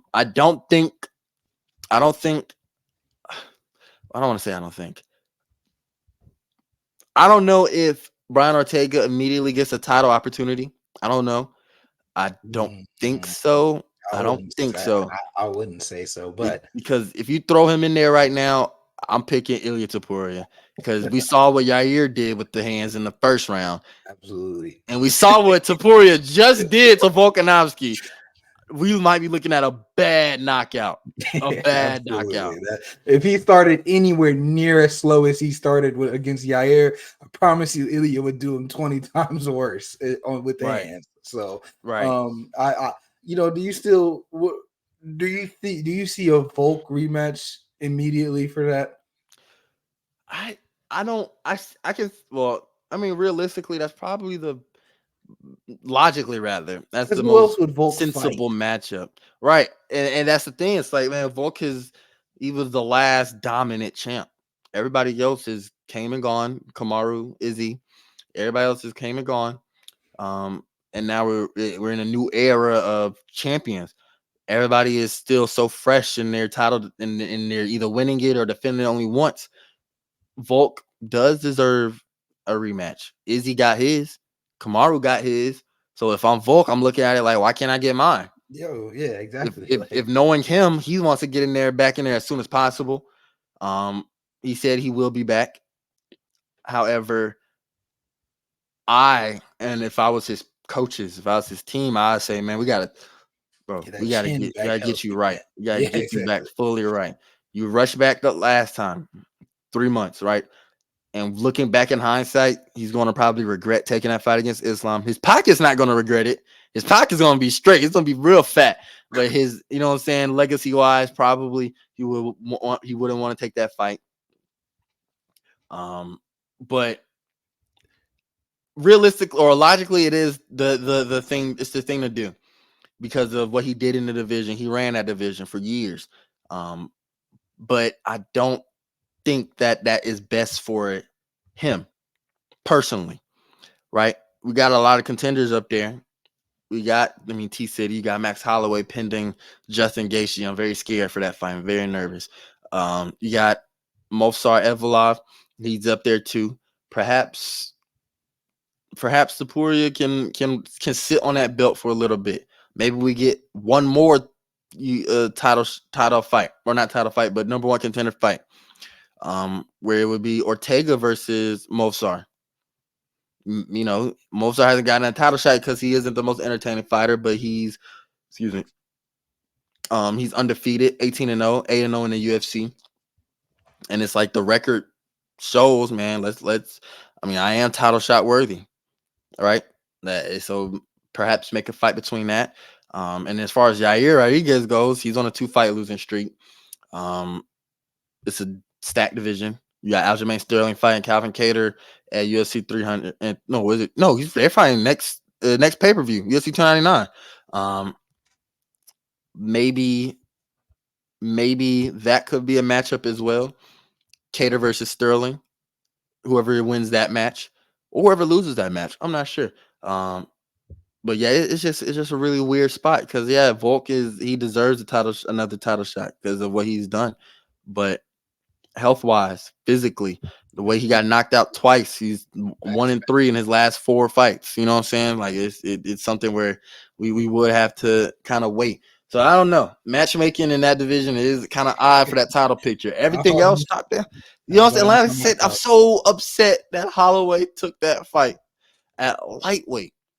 The last time he fought at lightweight against Dustin Poirier, and you could just tell that his frame doesn't match the power that them lightweights have, and now he's gonna go against a literal killer in Justin Gaethje. He destroyed Tony Ferguson's career. I don't want to see the same happen to Max. I don't. I want to see him become champ again, and I want to see him fight Topuria. That is a dream matchup for me to see. Yeah. Yeah. I agree with you wholeheartedly. I mean, you would think he would probably have a title fight lined up if he didn't have this fight against Gaethje. So, yeah, it's just featherweight is in a very interesting spot. I'm glad I don't have to be the one to match make that, because that's a lot to go around in there. But Dana's gonna do his thing. He'll figure it out. Like I said, I agree wholeheartedly with Volk needing a little break. I know what he said about how he like needs fight camp, basically, like mentally speaking. He's mentally best when he's training for a fight. But you're not 25 anymore. You're not 28 anymore. You got knocked out in back-to-back fights. You gotta get some rest and get that chin back strong, because that was both of them were pretty bad knockouts too. It was like clean. It wasn't like a, oh man, I'm not Ground and defending It wasn't a myself. ground It's and not like pound a TKO. TKO. Yeah, No, exactly. No, it's those a, are bad. you got knocked out very clean. It's not something where you couldn't defend yourself. You literally could not defend yourself. You were rendered unconscious. You know what I'm saying? So that's that. We'll be looking forward to the next pay-per-view, UFC 299 in March. Headlined by O'Malley versus Chito Vera. It's 12:45 at night. I'm very tired. So man, we and the reason for that, I'm gonna go ahead and get right into this, man. I ain't gonna lie to you. I have a fight this Friday, March 1st. I'll be fighting Kamren Burton for the third time. This is our trilogy fight. Um, live at the Battery, right where the Braves play. This will be my third time fighting at the Battery. It's just very fitting that I'll be fighting this man for a third time there. It's going to be a very big card. Rich Franklin, two-time UFC champion, vice president of one fighting championship. He's going to be president. One of the people that got me into watching the UFC and becoming a devoted fan. I'm gonna be fighting in front of him. I'm super excited for that. I'm gonna show out. I ain't gonna lie. I might have to tell him I'm a not boy out, and then go ahead and say, hey, let's put pen and paper. I can go pro right now. Fight one. I know y'all finna come down to the city. What's up? In November, they're gonna be one championship's gonna be in Atlanta in November. Tell them I can make that. I can do that. I can be there for my first pro fight. Right now. You know what I'm saying? Right. Yeah, you know what I'm saying? Put me up against somebody that's you know what I'm saying? Give me some. But yeah, man, I'm very excited. I've been training super hard for this fight. And there's been a lot of adversity in my life, and not adversity as in like misery or tragedy or trauma, but more so just the hurdles and obstacles that I have to get over. It's just something that it's been a fight camp that has been very grindy. It's been a fight camp that required a lot of devotion, dedication, Very long fight more camp. than other very long fight camp. I've been training for this fight. Hey man, my last fight was in October, all right, and that was when I beat him for it was the second fight, and I beat him to become the NFC's bantamweight champion. Right, I lost to him first time in June. Beat him in October, became champ again. I've been training for this third fight since then. Right, not fight camp per se, but I knew what the end goal was going to be. I already called it out. I told him after the fight. I told everybody, I'm gonna see this man for another time. I'm gonna see this man again. I'm gonna be ready for it. So I've been preparing for this man mentally and technique wise since October, and I've been ramping it up and just going full hard blast since after I recovered from being sick at the beginning of January.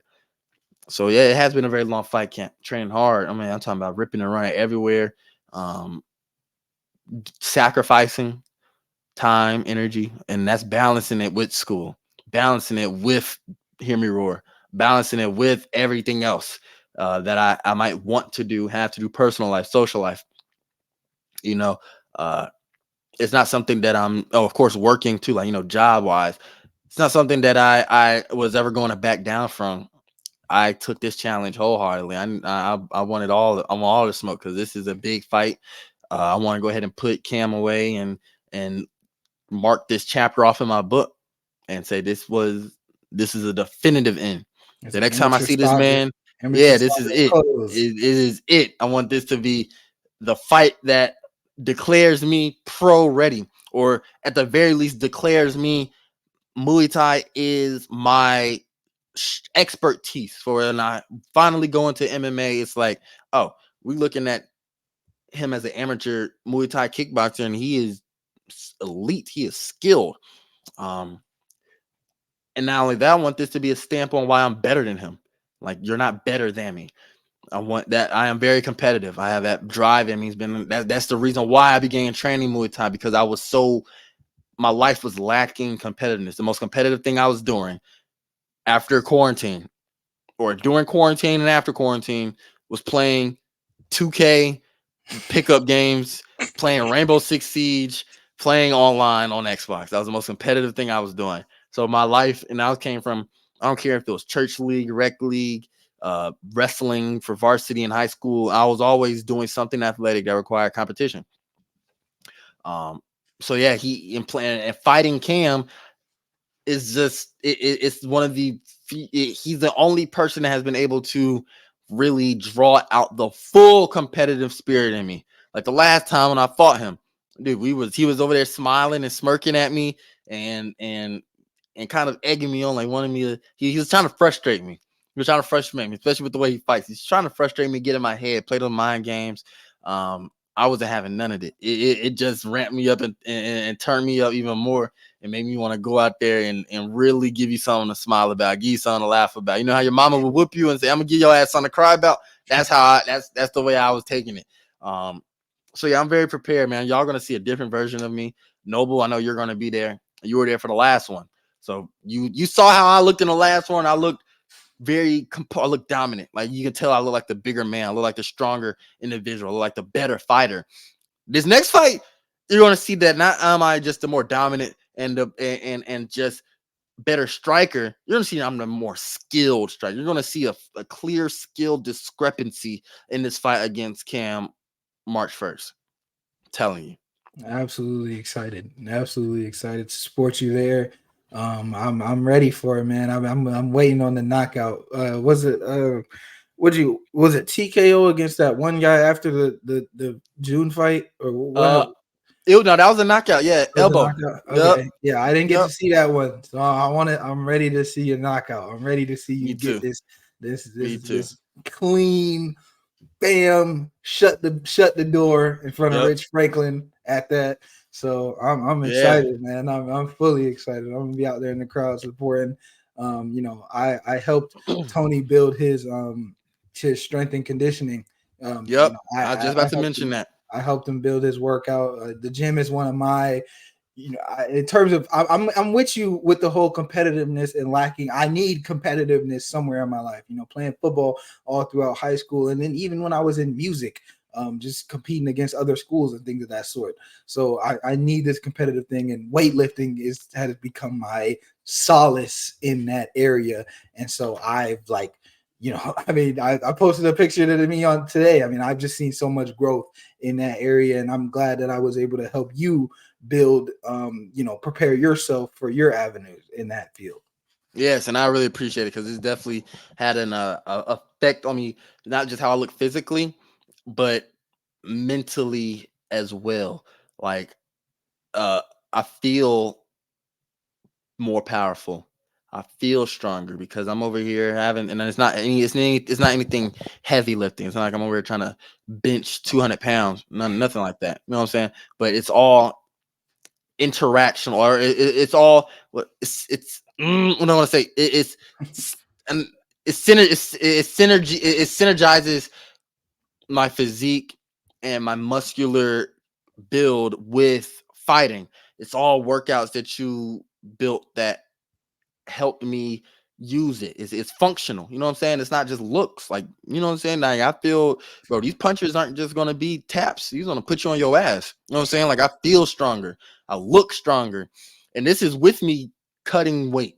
You know what I'm saying? I walk around probably I don't know, yeah, if I'm eating good, you know what I'm saying? Like, I'm eating, I don't give a hell about what I eat, because I'm just going to the gym and I'm always working so hard, so I can kind of slack off and eat pizza and eat hella pancakes and eat 3 meals and this and that. I'll probably walk around 147 to 150. And then now this has been the first time ever, right? Ever, that I am on target. Like, I am probably 1 or 2 pounds away from weighing in at 135, and can still eat. I don't have to dehydrate myself. I don't feel weak. I don't feel tired, as far as like physically tired. Mentally, you know what I'm saying? Man, I got something. I got to go to school all day. I got to do schoolwork. I got to do homework. I got to go to the gym. I got to take, you know what I'm saying, transportation, all that stuff.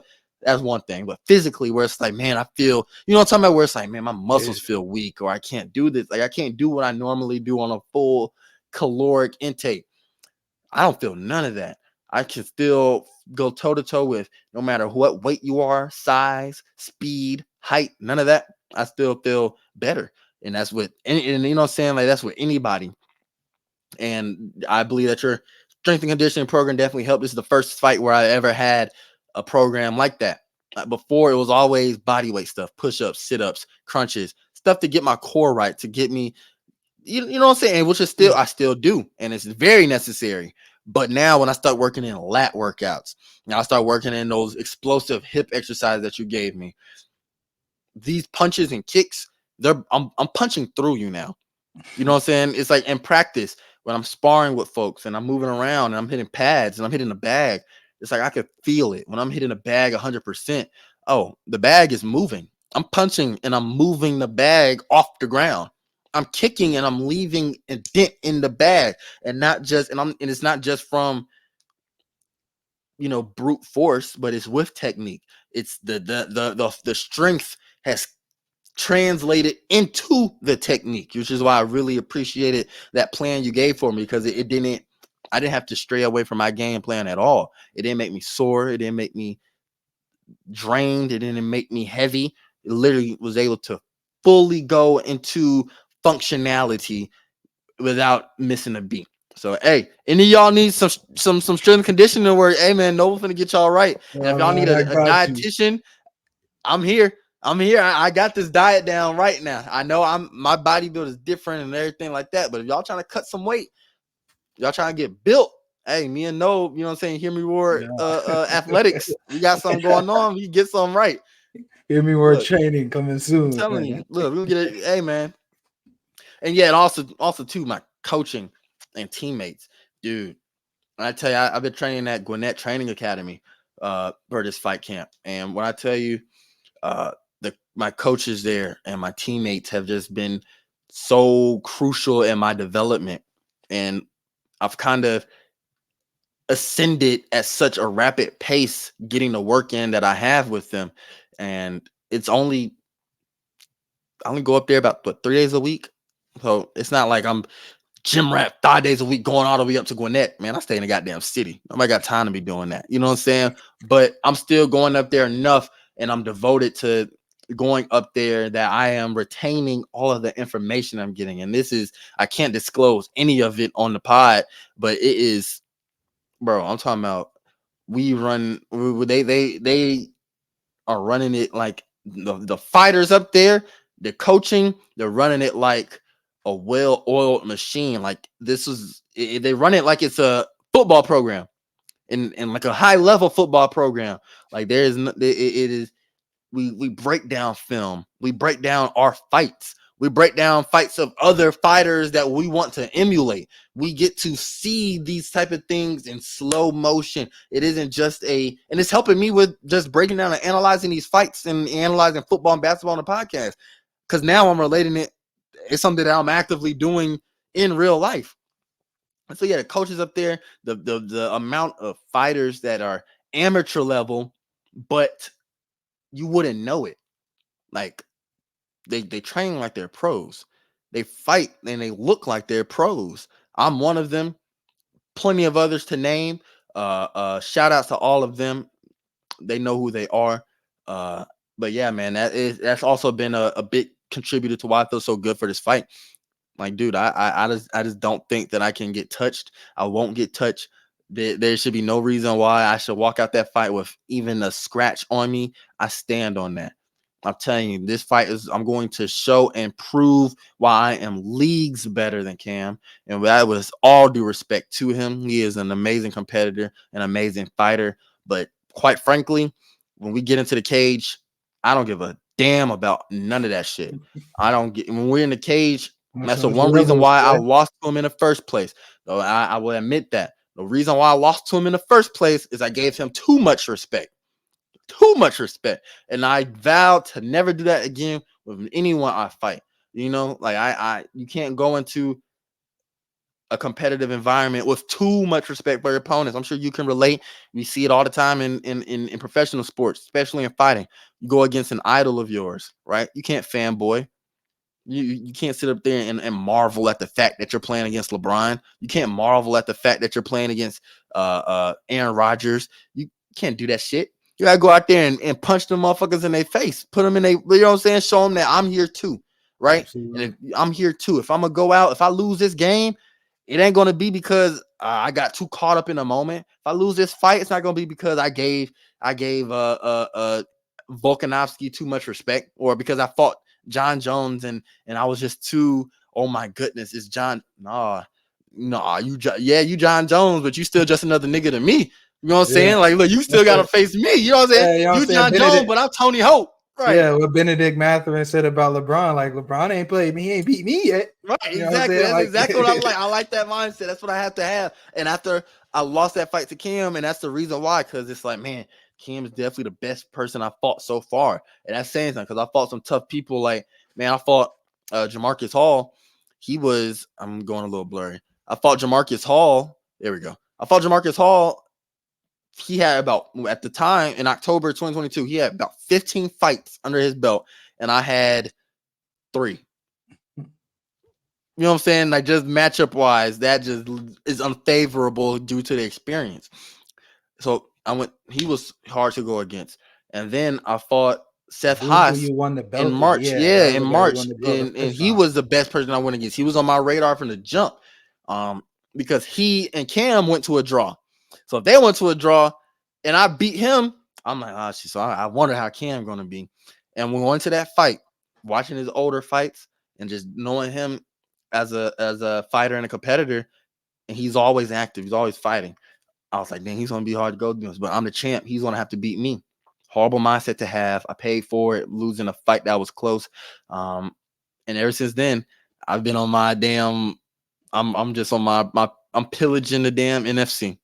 Anybody that they put in front of me, I'm knocking down. I'm pillaging the 135 division, period, in the Southeast. Muay, just, you know what I'm saying? Muay Thai, kickboxing, period. I'm ready to go for all heads. And I don't care who you are. It's just more so of a, I don't,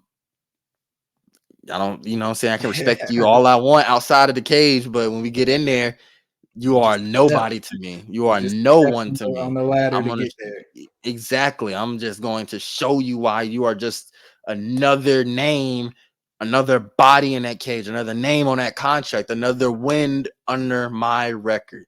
And that's exactly what I'm going to show on March 1st against Kamren Burton in our trilogy fight live at the Battery. Tickets are still available.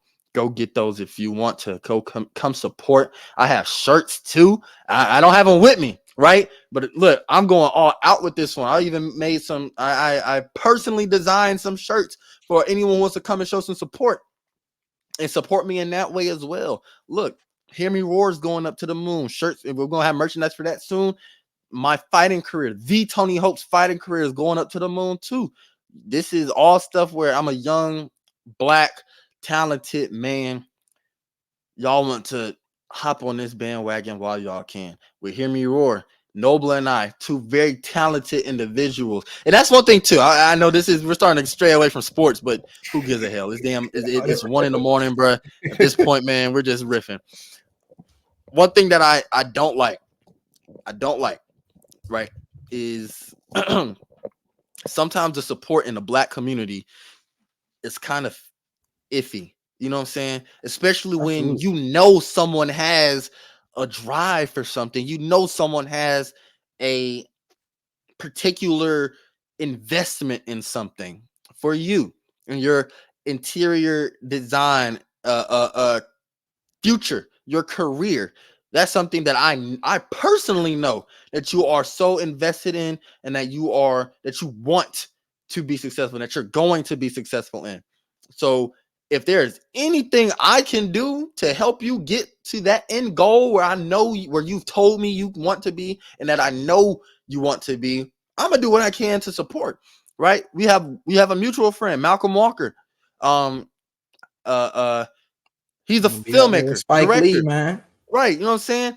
He out in New York doing his thing, making his films. We're gonna have him on the show soon too. Him He has a show, a short film coming out soon as well. Air Right. June. He's one of the more prominent young black filmmakers in my eyes. He's the best. You know what I'm saying? So and I'm a rock with him till the damn wheels fall off. But that's what I mean. Like you gotta, if you we as a people have to show up just as loud as we say it, right? Don't just say stuff in closed circles as far as like to each other, but actually show it. Hey man, at this point, we all have jobs, right? We all have things that we purchase that we don't necessarily need. We eat out, we buy video games, we go out and for the people who smoke, buy weed, we buy drinks, we buy tickets to concerts, we go to the club, we do this and we do that. We'll buy these people's albums, we'll buy these people's clothes, all right, with no hesitation. And there's nothing wrong with that. But when it comes to your homies, when it comes to your family, if you know for certain that that's something that they want to do and they're going to put their all effort and you see how badly they want it, why not support? It doesn't have to be monetary expenses either. But if somebody's asking you to donate $10 or something, shell it out. If someone is asking you to for me, if I say, hey, buy a t-shirt, if you have the means, why not do so if you believe in me, right? If for you, I'm not sure an example for interior design, but you know what I'm saying? It's same premise. I'm gonna be on the lookout for internships for you. If it's something comes across my mind that makes me think of you, I'm gonna do it. When it comes to fields like mine and any sort of creative field, just share your name, put someone's name in those circles so that they know of their name. Like I mean, I've given plenty of people, I'm sure you have given plenty of people our good graphic design friend Ant's name. He's a graphic designer. Anytime someone needs a graphic designer, he's the first person I'm gonna say his name always, because that's how I'm always gonna support, especially those closest to me, always gonna support those. And I think it's worse with us because we already got our backs against the wall. Like we already got everybody else against us. So, when you have an opportunity to uplift someone in our community, we got to take advantage of that. When someone actually has that drive, and because they're going to do it for themselves, you better believe they'll do it for themselves. They'll absolutely, white people, Asians, they always going to uplift their own community up. But we seem to be the ones that are afraid to lift our community up. Even if I had a friend who was a rapper, if I could tell he was taking it serious and he was really, he was spending dumb time in the studio. He's been working his ass off, writing hella songs, writing for other people. I'm going to support him regardless. If I see he's taking it serious, I'm going to still support him because it's something that he's putting time and effort and energy into. So it's we gotta, and this also, speaking of Cam Newton, I know we're about to get into that in a second. We got to just do better. Stop being our own worst enemies. And like you said with the rapper analogy, people also need to understand too, you don't necessarily have to like something to support it. And when I say that okay, for example, I listen to damn old trap music. I listen to Gucci. If you look at my playlist, I listen to Gucci, Bankroll Fresh, Shawty Low, T.I., and that caliber music, Young Nudie. I listen to that type of music along with old R&B, old funk. I listen to everything old. You know what I'm saying? The most recent artist that I probably listen to is Young Nudie. And even then, I listen to his old stuff more than I listen to his new stuff. But we don't have no rappers as friends. But it's not that, okay, if you make something different, it's not that I sonically have to enjoy it and listen to it every day. But a simple share can go a long way, because now you have the potential to send that song to someone who does have that music taste.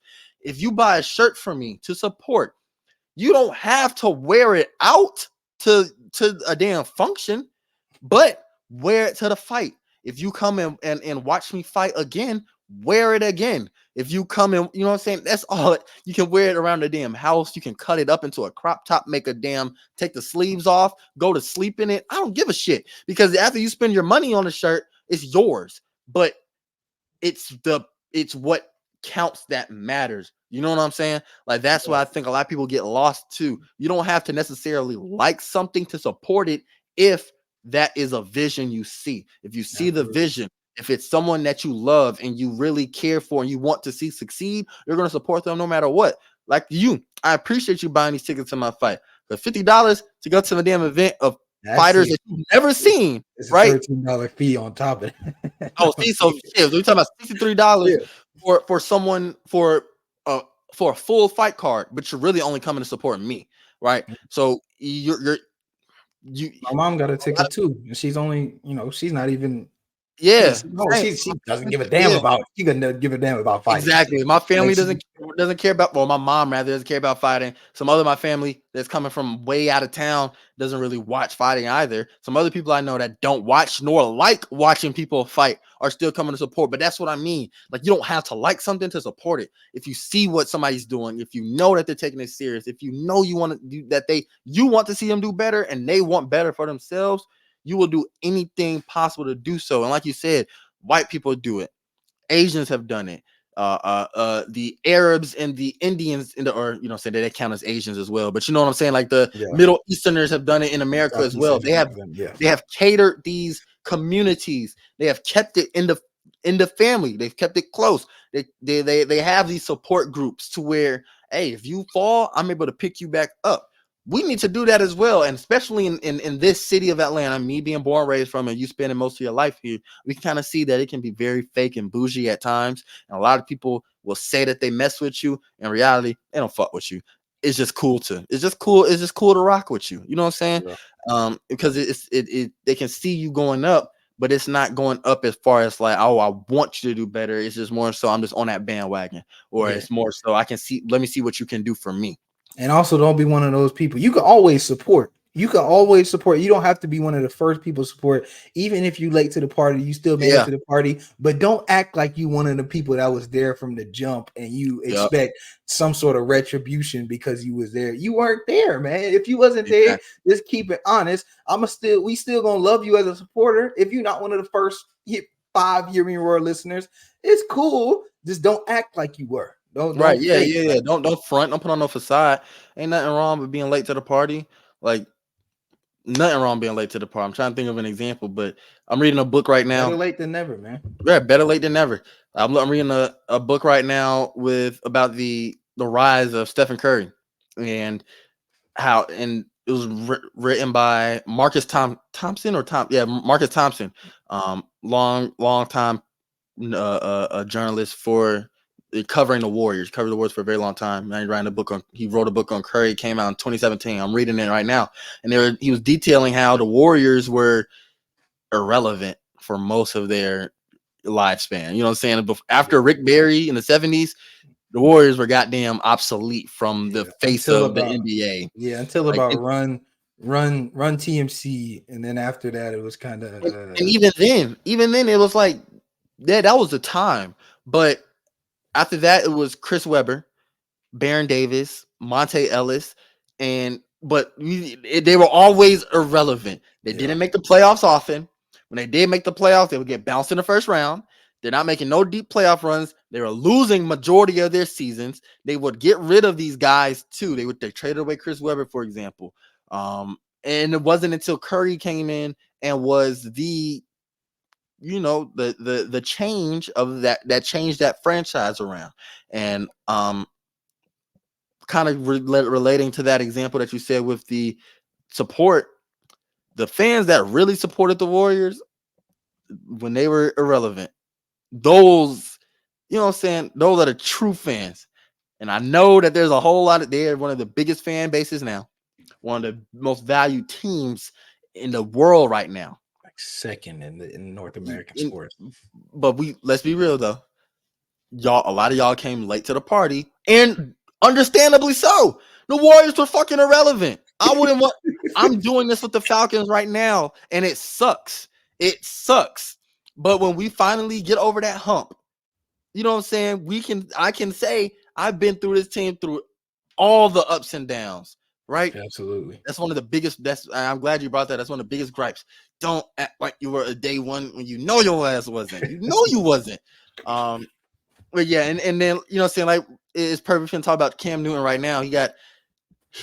Why are y'all jumping Cam Newton at a 7-on-7 event? And as someone who's been to the 7-on-7 camps. Cam Newton's in particular. I've been to Cam Newton 7-on-7 in high school because North Atlanta we would always go to Cam Newton 7-on-7 camps. I mean, it's competitive, of course, and this guy was clearly you saw. I don't know if you. I'm sure you saw the video where he was talking crazy from the jump. Like he was clearly there with a gripe on Cam Newton, and I've even seen some stuff that said he was talking crazy reckless the whole day to anybody, not just Cam Newton. He was talking to everybody. So, that was different. Cam babied them heavy. I didn't even realize it was grown ass men until it he was said grown it was men. grown men, because Cam made them look like little children the way he was manhandling. He had one in one hand, and you know what I'm saying? Cam is a big ass dude, bro. A lot of people don't understand how big some of these athletes are until you see them in person. Cam is a big ass dude, man. He is 6'4", 250. Yeah, exactly. 6'4", 6'5", 250, man. That is one of the last dudes you should mess with if you're gonna mess with an NFL player, for even former NFL player. But aside from that, why? Like, what do you gain from, even if they were to beat his ass, which they didn't, they got embarrassed. Even if they were to beat his ass, what do you gain from that? What you don't gain anything other than to say you jumped Cam Newton. Congratulations, you won a 3v1, which you didn't even win. So like it's like we got to be smarter than that. Even if you have a gripe with them, settle it man to man. Settle it with your words. There's no reason to fight and act a fool for nothing, no gain. Nobody gains anything from this. It's really it's a bad look because he's supposed to be there for the kids, right? Absolutely. It's like a 15 and under thing going on. So like legitimately kids, talking about sophomores in high school, maybe. So just why? Apparently, the opposing coaches said or they claimed that Cam Newton started the fight, and it started in the parking lot with him boasting about his money. And since the opposing coaches used to work for Cam Newton, or coach under Cam Newton or something like that, and he was like, I made Cam. They were talking about Cam Newton said, I made y'all and I'm y'all daddy and everything like that. But I still don't see why that escalates into physical altercations when you're coaches, right? Coaches are one of the few mentors outside of parents. You got teachers, you got coaches. What else? Authority figures. You know what I'm saying? Like that's for children. Really that's all y'all got. You know what I'm saying? And whatever outside, little so other than big brothers and counselors and stuff, So it's like what like why y'all doing that? That's a horrible look. What kind of example is that set for the? Yeah, it's what type of example, right? So y'all get y'all's feeling hurt, or somebody says something verbally that y'all don't like. You know what I'm saying? Like it's I just don't understand it. It's a bad look. It's a bad look for our people. And of course, everybody says the example of Peyton and Eli, their camp. None of this goes on, right? Why does it have to be at the black event? Why does it got to be with when it's hosted by a black man that it has to go this way? And it's right. They're right. Why? Like why? Now we're it's all alleged right now, whether it's Cam Newton who started it or whether it's the coaches who started it. Regardless, it turned into violence, and it's just a mar. It doesn't look good for the event. It doesn't look good for the school it took place. That took place at Best Academy. It doesn't look good for the school that hosted it. It doesn't look good for anybody that was present. It's just embarrassing. And it's all on video. We live in an age where everything will be captured on video, and you can immediately post it. The shit was immediately posted. Like it takes no time, and it will go. It'll take off like this. It will gain traction. It will. You know what I'm saying? Like how many times have we seen a celebrity get caught on video doing something and it just didn't go viral? It just kind of slipped under the rug. No, it went viral. Somebody's gonna see it. Somebody's gonna see it. Exactly. And that's exactly what we need. It's just spread like wildfire. Yeah, so that it was just a horrible look, man. Y'all, we gotta do better. We gotta do better. And especially, why y'all trying to fight this man? Look, I'm a trained fighter, right? And I know I'm just an amateur, but I know I have the mental acuity and the physical ability to kill someone if I wanted to. I hope nobody clips this. I'm glad Henry Moore is still small because that would be a crazy clip out of context. But it's the truth, right? With the way I train and the way I kind of approach. Well, I know what can hurt you, and I know in a street fight, you know what I'm saying. But even then, there's some people I would never pick a fight with. If you too big in these streets, I'm not fighting your ass, boy. I don't want to ever get in a street fight. Period. I've never been in a street fight. I don't want to. I Pure don't street aspire fight. to. Yeah. Right. Yeah. Fights at school, yeah, that shit don't really count. But a street fight, that's too dangerous, man. Too much stuff can happen. I don't ever want to get in that situation. So I always will try to de-escalate unless I for real feel like my life is in danger, or you Absolutely. do something so egregiously disrespectful. Like, you got to be a white boy calling me a nigga for me to really just like kind of snap. Or I've always said too, like, you know, them people that be riding around on them scooters, kind of zipping on the sidewalk and stuff. Yeah. I said, if I get hit on a scooter, right? If I get hit by somebody driving a scooter, all rational thought is escaping. I'm putting all that shit away, and I'm just gonna beat the shit out of you. Like, I don't care. Because I'm not gonna stand there and let somebody hit me on a skateboard or hit me on a scooter or run me over on a bike. If your ass fall off and I can catch you, it's a wrap. It's cooks. It's a wrap. I'm sorry. That's one of those things. Yeah, I ain't gonna lie. I can hold my own in a fight, but I am 21 years old. I own a firearm. If I feel like I'm too old to fight, I'm gonna be honest with you. I'm not in the. I don't have the time, because even if I win the fight, even I'm always gonna de-escalate a situation. I pray to God I never have to use my firearm in my life.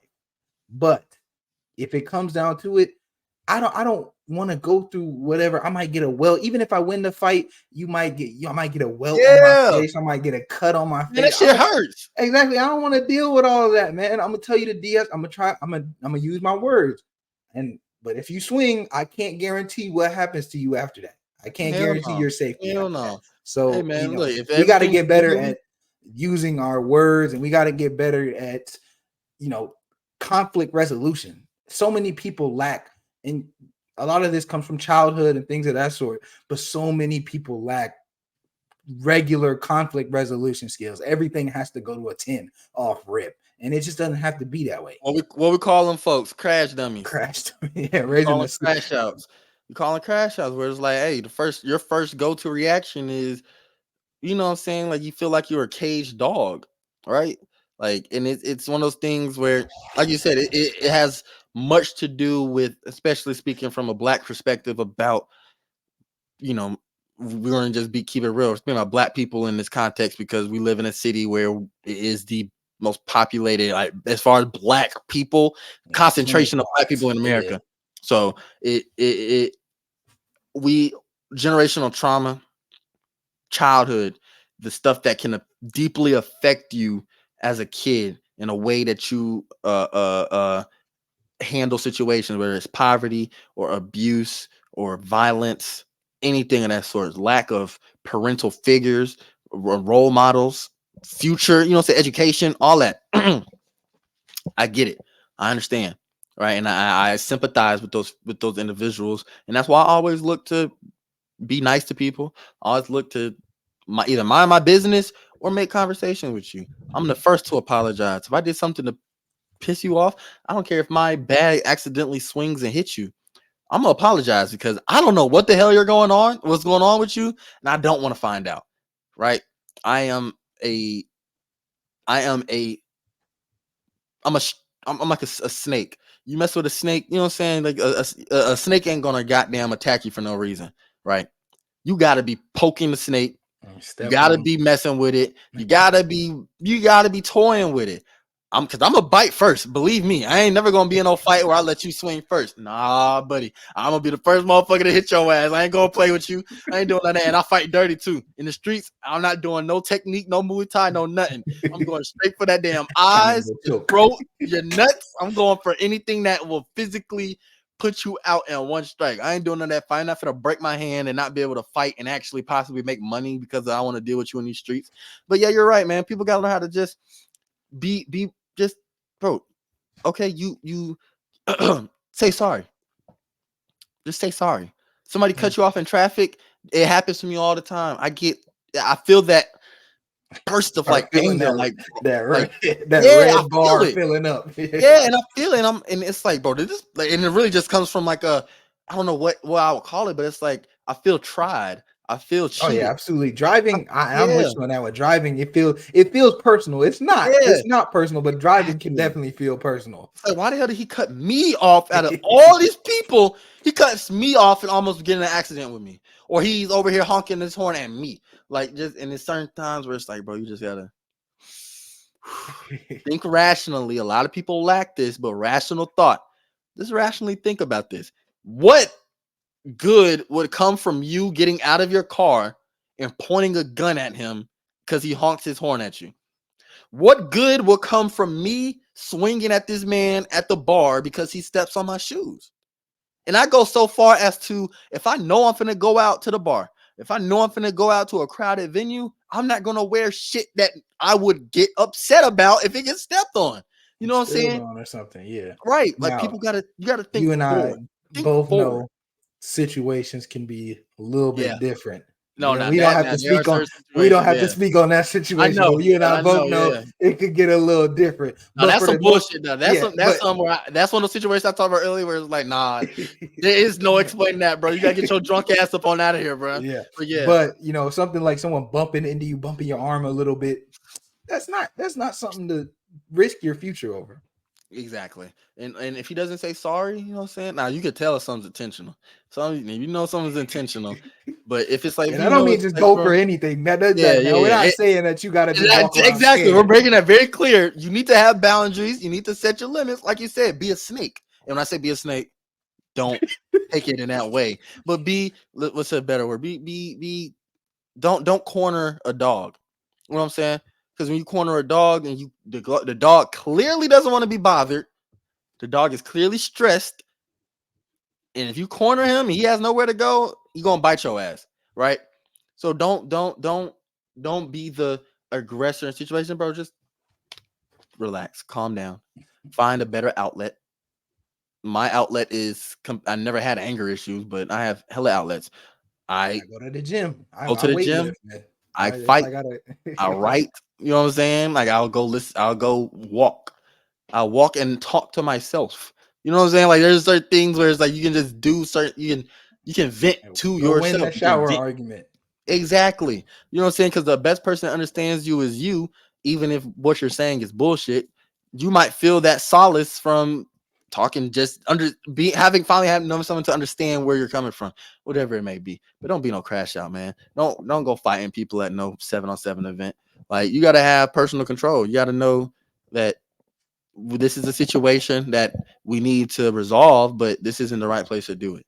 You know what I'm saying? Like I always be bewildered by why people will fight at weddings, why you will fight at somebody's graduation. Like just why? Is this really the proper place to get this frustration off your chest? Really? But yeah, man. Well, yeah, this episode definitely took a turn. We started talking about everything but sports. We had other topics to talk about, but hey, man, like I said, this was I enjoyed this episode for what it was. It Yeah, was a, absolutely. it was we talked about a little bit of basketball, UFC, a little bit of football and whatnot, and we'll get back into more heavy analytics breakdowns and this and that. But I'm gonna keep it real with you. Your boy is tired. Your boy is ready for this fight. All it's like, and it's not that I'm drained. I don't want to say that. I feel great for this fight. Like peak performance. The way I'm eating, I'm still able to eat a great meal and feel full, but not have my weight go up drastically. You know, it always staying right where it needs to be, about 1 or 2 pounds over the limit. So when it's time to sweat it out, I can just sweat it out. But mentally, I'm just so focused on visualizing this fight. Yeah, Like, it's not drained. It's more so like you're right at the finish line, and yeah, I'm kind focused. I'm ultra of focused. kind of like it's you can see the finish line, so Exactly. And I'm ready to run through can't that wait to motherfucker. get there. Yeah, Yep. exactly. You can't wait to get there. So I Because get what you're saying. you be on your run sometimes. I know you be running, and Yeah. it's like you know you're about what, a mile away. And that mile can feel like the longest, hardest mile ever because you're so focused on getting there. Like where it's like, damn, you start checking your watch every other minute, trying to look at how many miles you got left. Like, damn, I'm just pushing right now. I'm pushing. I'm ready to get to it. I'm ready to get to it. That's how it feels.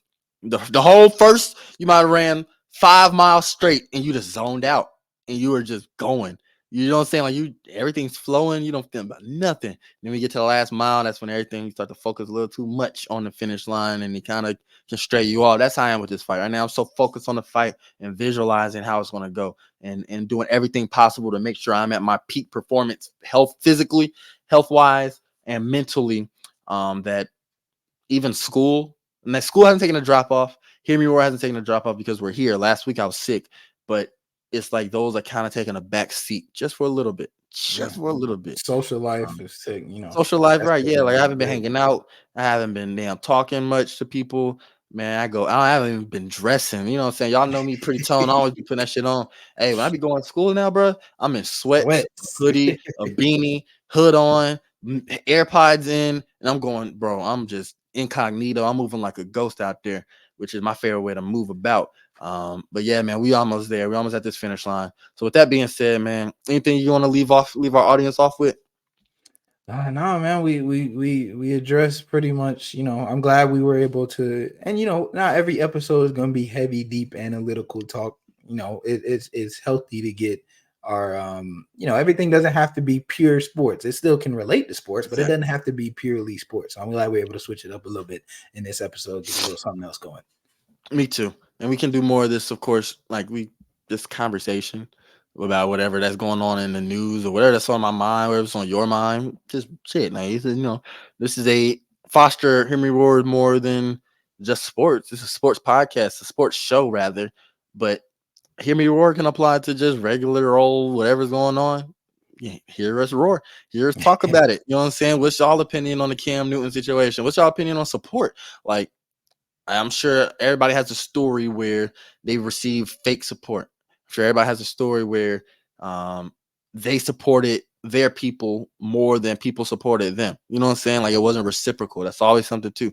If you know somebody's showing up for you, you also got to make sure that you show up for them. Right? That's something that I always have to make sure.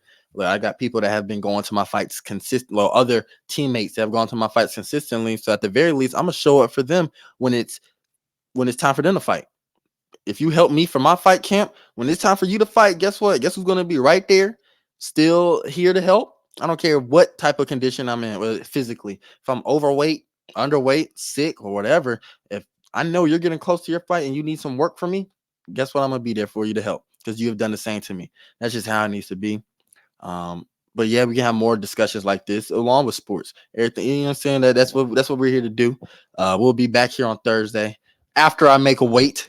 After I'm, you know what I'm saying? I can kind of loosen up a little bit. I'm gonna be on camera eating my damn fried chicken and burgers and all that. You know what I'm saying? We'll see. I ain't gonna do that, but we'll see what how I'm feeling after I get some. Also, another reason too, I might be feeling like this. Not much food. Carbs. Right. Yeah, not much energy. Like when you think of biologically, you're not really getting that much energy. Like I've been fasting throughout the day. Only liquid fast, where I only drink tea. I can drink honey and drink sugar, but it has to be liquid. So really tea and water. That's all I drink from when I wake up until 8 p.m. And that's after the gym. So I want some candy. I want, I want some candy, bro. I want some. Oh my Lord, have mercy. Ooh. Hey, we can talk about this on Thursday. I actually do want to talk about this on Thursday about like the nature of food and humans' relationship with food. Because I especially hearing it from, if y'all looked at us physically, we are two completely different body makeups, but we're both two of the most active and physically fit people you're ever gonna meet personally. So I definitely want to talk about that, especially with you too and your whole vegan journey. So hell yeah, we already talked, man, before the shit turned into a 2 hour long episode, man. We damn near got there, man. Yeah, so we're gonna we'll be back here on Thursday after I make a weight. The day before the fight, we can break down a little bit more about my game plan and what y'all should be expecting. As far and more basketball, of course. We're getting closer to the combine, closer to the drive, or the draft. Talk about free agency, some more With that being said, man, this has been Hear Me Roar, episode 45. My name is the Tony Hope. That is Noble Lewis, and we are out.